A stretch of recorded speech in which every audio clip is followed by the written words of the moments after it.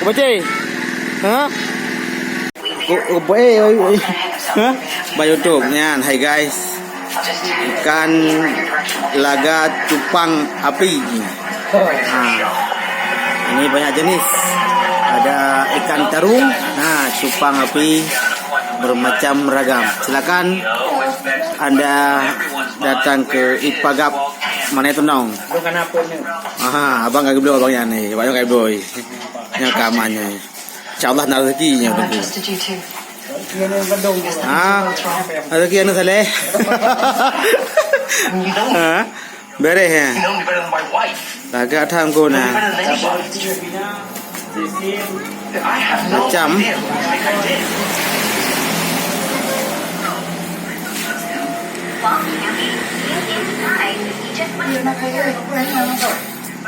anak pihak kawin yang kali mau kawin. Ya, ini kan kawin. Ini yang plastik no ji promo puro na upo.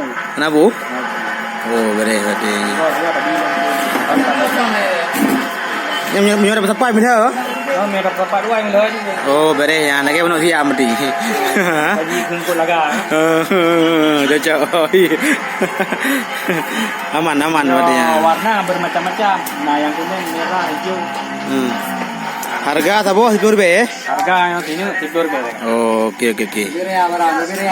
Biar tak kerayu. Jadi langsung tinggal konsumsi. Anak hari berapa kerayu teman. Dia buka gudang dia mentang. Tamita lainnya yang natrik. Geng dah kau. Dia dia berkawin. Berkawin. Dia buka gudang mentang. Ini minggu. Silakan kunjungi esok hari. Pampun ya. Ya makanan ni ya. Yang makanan ni, kru makanan ni. Hubungi Ipagap. Ya kan. Kedai Ipagap hubungi.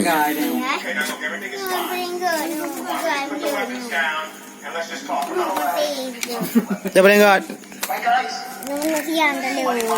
Ya. 30 kuping aja. Nyok kalau enggak warna. Betul boleh. Bukan warna. Jadi karena terganggu banyak warna. Oh. Ketika tidak ada warna.